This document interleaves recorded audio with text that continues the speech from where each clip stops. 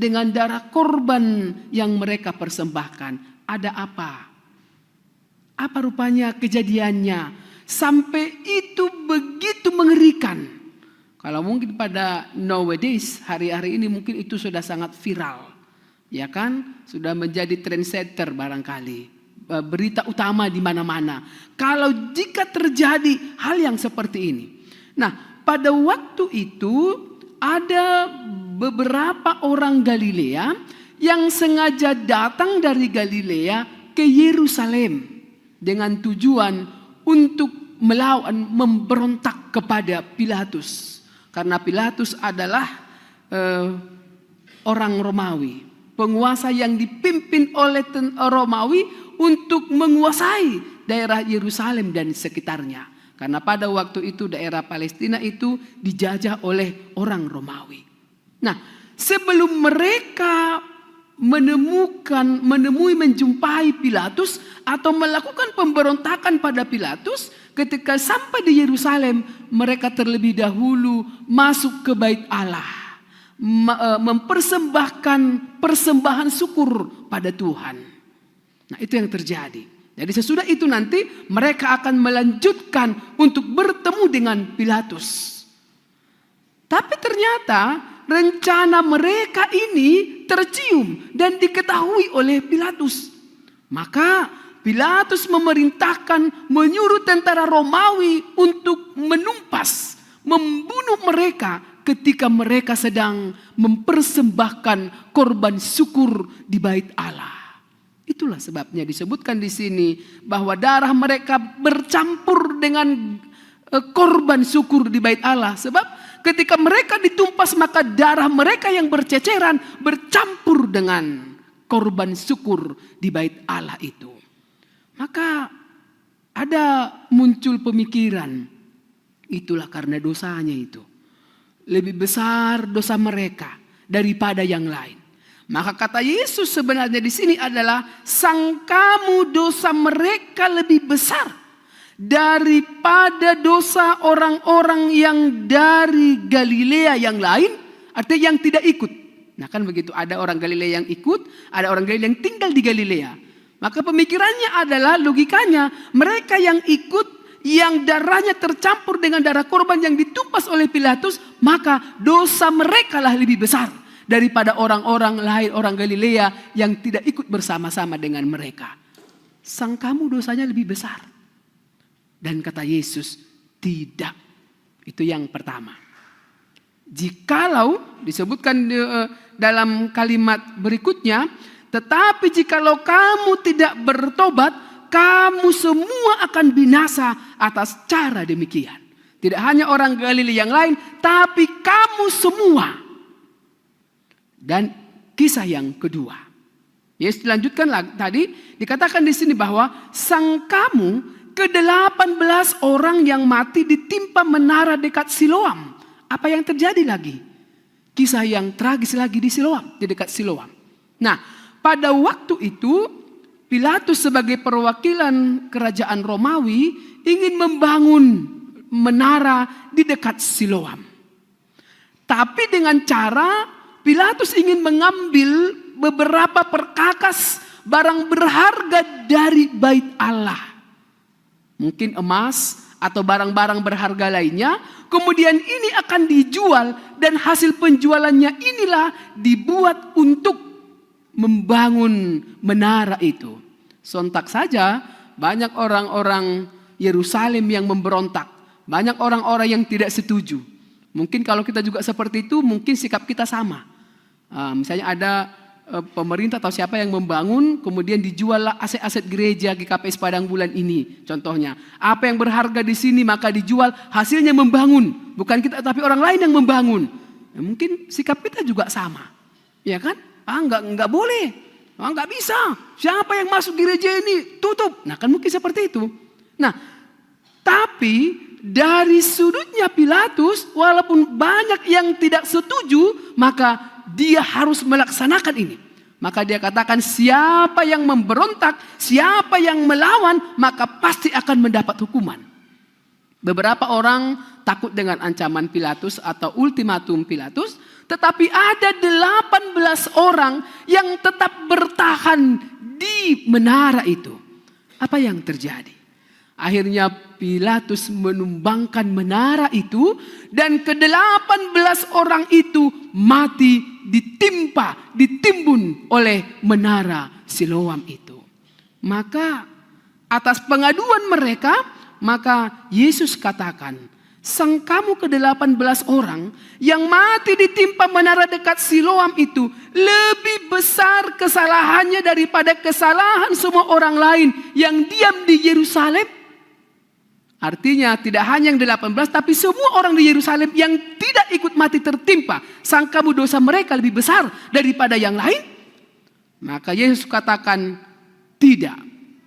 Tapi jikalau kamu tidak bertobat, kamu semua akan binasa atas cara demikian. Sama dengan tadi apa yang dikatakan dalam ayat 3 dalam firman Tuhan kita pada hari ini. Saudara-saudaraku yang terkasih dalam Tuhan Yesus Kristus, sebenarnya tujuan mereka datang pada Yesus adalah untuk mencari-cari kesalahan Yesus. Yesus tahu, ya kan? Sebab itu sudah terjadi dan apapun yang dikatakan Yesus tidak akan mengulang suasana, kondisi. Sebab orang Galilea itu sudah mati. Kemudian orang-orang Yerusalem sudah mati juga tertimbun menara, tapi mereka sengaja untuk mencari kesalahan Yesus. Kalau Tuhan Yesus misalnya merespon atau mengatakan, oh salahlah Pilatus misalnya, maka Yesus akan diadukan, dia adalah pemberontak melawan pemerintahan. Tapi kalau Yesus katakan, oh yang salah kan orang Yerusalem, yang salah kan orang Galilea itu, maka Yesus juga akan dilaporkan, diadukan bahwa dia antek-antek Romawi. Semua salah. Jawab A salah, jawab B salah. Tetapi kita lihat di sini, apa yang mereka harapkan, respon yang Tuhan Yesus berikan, itu tidak sesuai dengan harapan. Sebab Yesus katakan, dia beralih ke topik yang lain. Dia tidak menjawab siapa yang salah, Galilea, Yerusalem, atau Pilatus, atau Romawi. No. Tapi Yesus katakan, yang pertama-tama kita lihat di sini adalah, sudah waktunya. Sudah waktunya bahwa kita berhenti menghakimi orang lain, melihat kesalahan orang lain, dosa siapa yang lebih besar, dosa siapa yang lebih banyak, apakah dia atau aku, berhenti untuk menghakimi, menghitung-hitung kesalahan orang lain.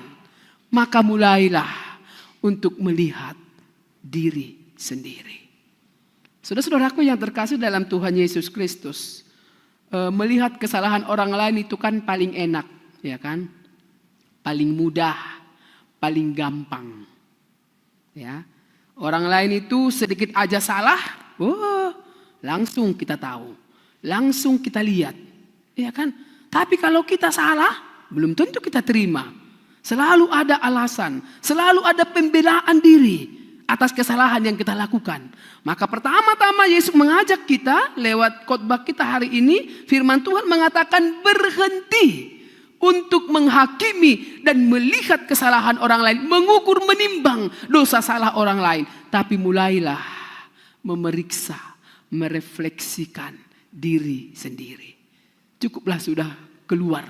Tapi bagaimana? Apakah kita sudah memeriksa diri kita, memeriksa hati kita di hadapan Tuhan? Maka topik minggu kita pada hari ini yang mengatakan bertobatlah, maka kamu tidak akan binasa. Bertobatlah. Tadi yang pertama dikatakan pertobatan itu dimulai dengan berhenti menghakimi, melihat kesalahan orang lain, tapi mari melihat diri sendiri. Itu yang pertama. Yang kedua, dalam firman Tuhan ini, maka Tuhan memanggil kita untuk bertobat.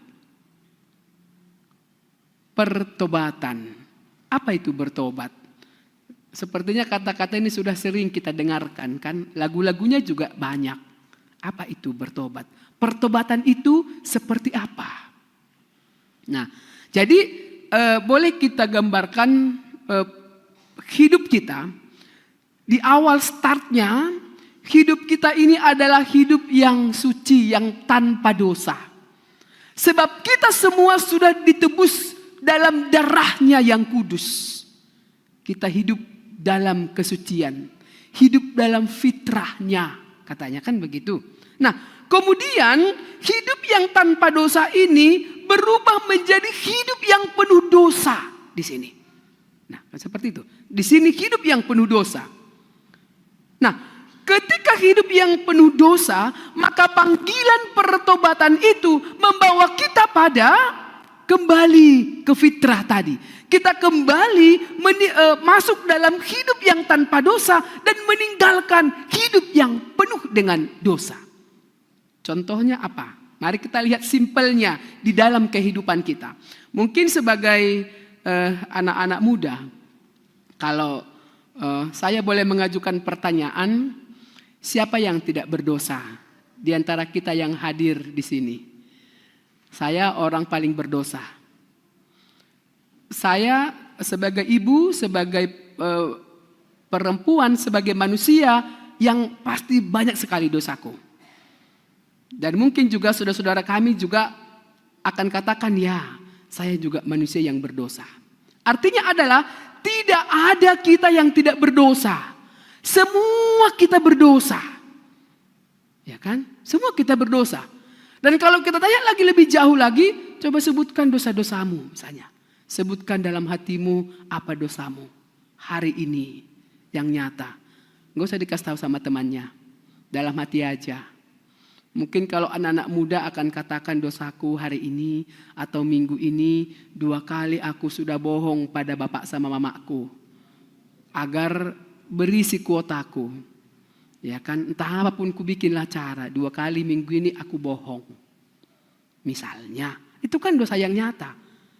Kalau itu benar-benar kita lakukan dalam kehidupan kita, maka panggilan pertobatan ini mengajak kita untuk katakan, no, jangan lagi, bertobatlah. Ya kan? Jangan lagi berbohong pada orang tua. Tapi seriuslah kau belajar. Seriuslah kita bekerja. Hormatilah orang tua kita. Sayangilah waktumu, pakailah waktumu dengan baik. Nah kan itu dia, simple. Kalau kita menyadari dosa kita. Kalau kita tahu apa yang kita lakukan itu sudah bersalah. Sudah salah dan tidak sesuai dengan kehendak Tuhan. Maka saudara-saudaraku yang terkasih dalam Tuhan Yesus Kristus. Penting sekali dalam panggilan pertobatan ini kita tahu kita sudah salah. Jadi kalau ada orang yang tidak merasa bersalah. Misalnya kalau yang berteman nih, yang besti-bestian. Ya kan, atau yang pacaran misalnya. Pihak yang satu merasa dirinya lah selalu yang benar. Dan yang satu katakan dirinya juga yang benar. Maka sampai kapanpun tidak akan pernah selesai. Tidak akan pernah bertemu dengan perdamaian yang sesungguhnya.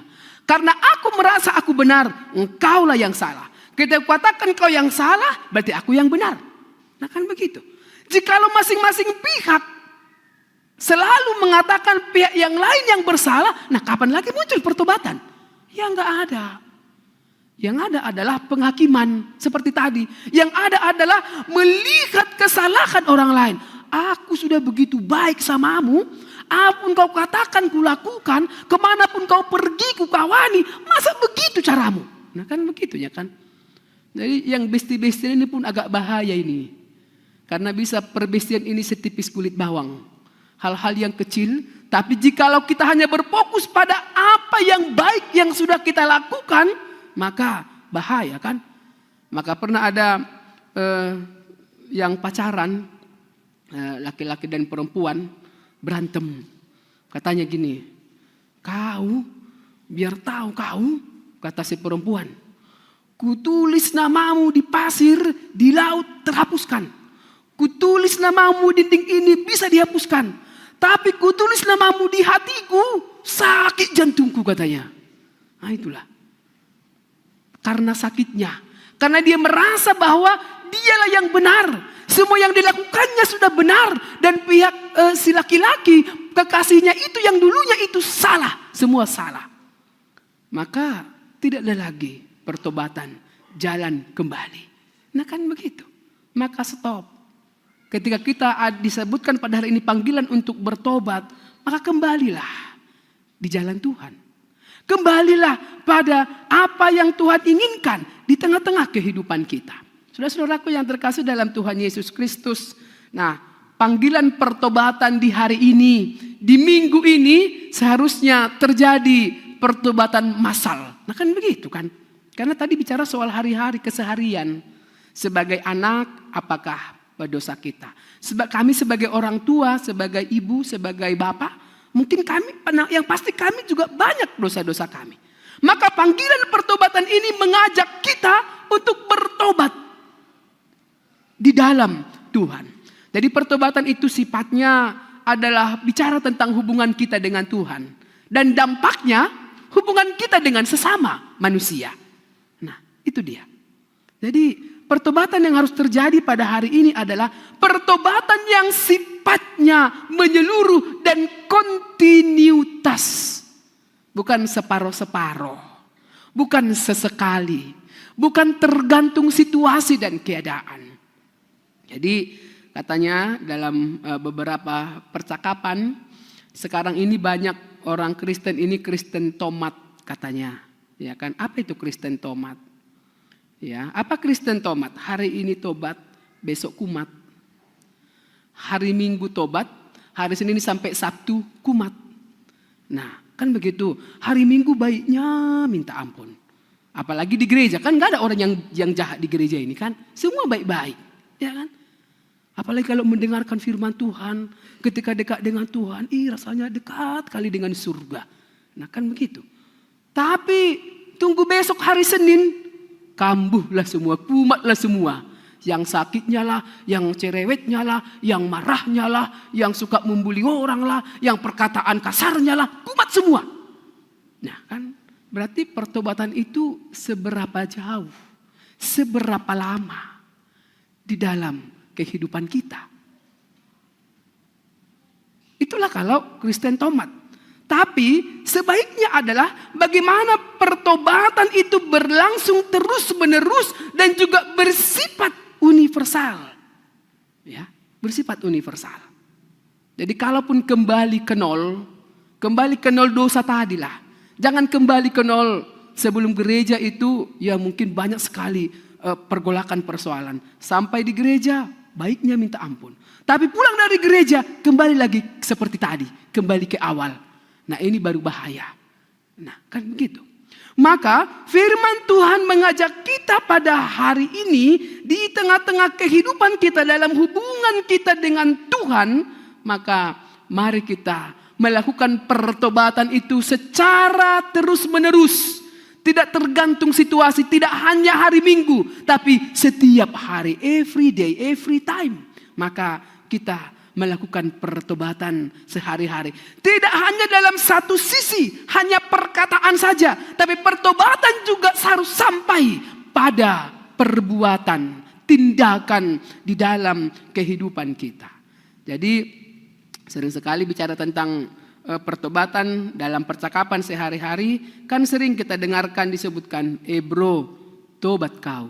Kan katanya gitu kan, tobat kau bro. Padahal yang ngomong itu juga gak tobat-tobat. Nggak tobat-tobat juga dia, tapi dia suka katakan tobat kau bro, katanya kan. Nah, dan kalau ditanya juga, apa kau sudah tobat? Aku sudah tobatnya aku. Nggak pernah kau pergi ke tempat yang apa itu? Ya, tinggal sekali-sekali, nggak seperti dulu lagi tiap hari. Itu no, bukan pertobatan yang seperti itu, ya kan? Bukan pertobatan yang seperti itu. Tapi pertobatan itu adalah kita harus berani mengatakan meninggalkan hidup yang tidak sesuai dengan kehendak Tuhan. Kita harus berani untuk meninggalkannya. Itulah yang disebut dengan pertobatan. Jadi kalau bicara tentang perputarannya harus 180 derajat. Gak aci separuh-separuh. Gak aci mereng sedikit dengan kemiringan berapa. Gak aci. Yang aci adalah 180 derajat berpaling. Dari tadi hidup yang penuh dosa berpaling, tinggalkan, kembali pada hidup di dalam penebusan oleh Tuhan. Itu yang kedua. Yang berikutnya kita bisa lihat dari firman Tuhan pada kita hari ini, ketika kita sudah tahu dosa kita dan mengakui dosa kita, maka minta ampunlah pada Tuhan. Ya kan? Minta ampunlah pada Tuhan. Saudara-saudaraku, kita boleh melakukan kejahatan di masa lalu, karena nggak bisa diubah itu di masa lalu ya. Kau boleh punya banyak dosa-dosa dan kejahatanmu di masa lalu, boleh. Tapi akuilah itu dan minta ampunlah pada Tuhan. Sebab Tuhan bukannya tidak tahu masa lalu kita. Masa lalu kita masing-masing. Tadi dalam hati mereka, orang-orang Farisi itu, orang-orang Yahudi itu pun Tuhan tahu kan? Tuhan tahu. Jadi Tuhan mengenal kita satu persatu masa lalu kita. Tapi yang paling penting buat Tuhan adalah bukan siapa engkau di masa lalu. Tapi yang terpenting buat Tuhan hari ini, masa kini adalah bertobatlah. Akuilah dosa-dosamu dan kejahatanmu, dan disebutkan di sini minta ampunlah pada Tuhan. Jadi kita ini kan sering sekali susah minta ampun, minta maaf, kan susah kan? Kenapa susah? Karena aku merasa benar. Kan itu aja resepnya. Ketika kita susah minta maaf, ya kalau aku benar ngapain aku minta maaf? Tapi kalau aku salah, iyalah. Tapi kita nggak pernah merasa bersalah. Susah sekali kita minta maaf. Dan karena itu juga kita juga susah sekali mengampuni. Kan itu. Kalau susah minta maaf, pasti dia juga susah mengampuni. Maka firman Tuhan memanggil kita untuk mengakui dosa-dosa kita, untuk meminta ampun, meminta maaf pada Tuhan atas segala dosa-dosa kita, sehingga hidupku, engkau di masa kini adalah hidup yang dikembalikan pada fitrahnya.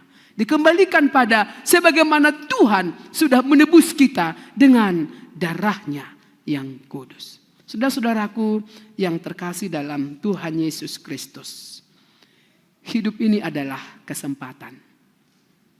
Dan jangan pernah menunda pertobatanmu. Sebab waktu bukan kita yang menentukan. Yang pasti hari ini, besok lusa, who knows? Siapa yang tahu? Tapi ketika panggilan pertobatan itu diperdengarkan kepada kita, jangan menunda-nundanya. Bertobatlah. Kembalilah kepada Tuhan. Kembalilah di jalan Tuhan. Sebab Tuhan menantikan kita kembali. Ada di akhir khotbah ini ada sebuah kisah yang mungkin boleh membawa kita pada betapa besar dan kerinduan Tuhan untuk menanti kita bertobat. Jadi ada seorang pemuda, sebut saja namanya Denny. Gak ada yang bernama Denny di sini kan? Kalau ada ini hanya kisah ya, kisahnya Denny. Nah, Denny yang lain bukan Denny yang di sini. Nah, begitu ya. Jadi Denny ini adalah seorang pemuda yang suka sekali dengan dunia malam. Dia suka ke klub malam, dia suka main judi yang biasa dan judi online. Dan dia suka mabuk-mabukan dan berfoya-foya. Bagi Denny, keluarganya itu tidak ada artinya. Maka dia sudah pergi dari rumah, meninggalkan rumah beberapa waktu lamanya. Sebab dia menikmati hidupnya seperti sekarang ini. Pada suatu waktu, maka Denny kalah berjudi. Kalah berjudi dan dia lari dan dikejar-kejar penagih utang. Ketika dia berlari, maka akhirnya dia berhenti duduk di pinggir jalan. Sembari dia duduk, maka dia merenungkan hidupnya. Sekarang ini kondisi dan situasinya adalah no money, no friend, dan no girlfriend. Gak ada uang, gak ada teman, gak ada pacar, dan juga gak ada keluarga. Nah kan begitu. Sembari dia merenungi hidupnya, dia teringat akan orang tuanya, mama dan bapaknya. Ketika dia masih di rumah bersama-sama dengan mereka, maka dia sering mendengarkan doa mama dan doa bapaknya, hal-hal yang baik tentang dia. Maka dia berpikir, kalau aku pulang dan kembali, mungkin aku nggak mungkin dianggap lagi. Sebab aku sudah meninggalkan mereka dan tidak layak lagi bagi mereka. Kemudian Denny mencoba mencari tahu, masihkah mereka merindukannya. Saudara-saudaraku, dia kemudian kirim berita, informasi dari ponsel yang tidak dikenalnya, yang dia minta pertolongan kepada orang tuanya. Dia katakan kepada orang tuanya, lewat ponsel yang dipinjamnya itu dia kirim WhatsApp. Dia katakan, Bapak dan Mama, kondisiku sudah begini, aku ingin pulang. Kalau aku masih berkenan, boleh pulang, maka berikanlah tandanya. Naikkanlah atau pacangkanlah sebuah bendera kuning di pagar rumah kita, satu saja.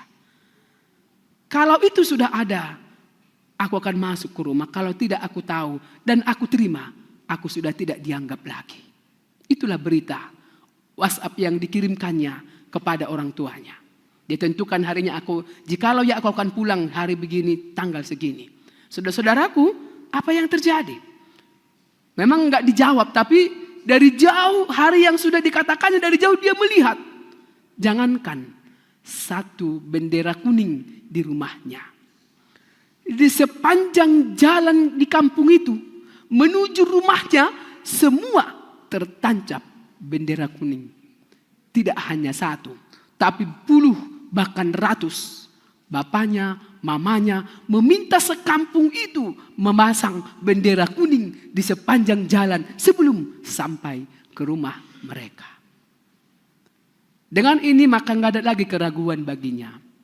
Dia pulang dengan hati yang hancur. Tapi bapaknya katakan, tidak apa-apa anakku, tidak apa-apa. Yang penting engkau pulang. Kami sudah lama menunggu engkau pulang. Saudara-saudaraku yang terkasih dalam Tuhan Yesus Kristus, mungkin kita sudah berjalan jauh dari jalan Tuhan. Sudah berjalan jauh. Atau sudah juga lama meninggalkan jalan dan kehendak Tuhan. Entah satu perkara, dua perkara, tiga perkara, dan banyak perkara. Tapi kasih Tuhan, seperti kisah Denny tadi, Tuhan tidak pernah menginginkan satu pun di antara anak-anak kekasih hatinya binasa. Satu orang pun. Bahkan jikalau ada 100 anak dombanya, 99 di situ satu tidak ada, dia akan tinggalkan yang 99 ini dan dia akan cari satu yang hilang. Kalau kita sekarang disebut hilang, soal waktunya sudah berapa lama, apa yang kita lakukan tadi kita sudah sebutkan dalam hati kita, maka panggilan hari ini mengatakan kepada kita, pulanglah, bertobatlah agar engkau tidak binasa. Kasih Tuhan, tangan Tuhan, pengampunan Tuhan terbuka bagi kita. Sehingga setiap orang-orang yang percaya itu harus dan pasti mendapatkan hidup sekarang dan hidup yang akan datang. Milikilah pertobatan yang menyeluruh. Pertobatan yang kontinuitas dan pertobatan yang universal di dalam kehidupan kita. Amin. Mari kita berdoa.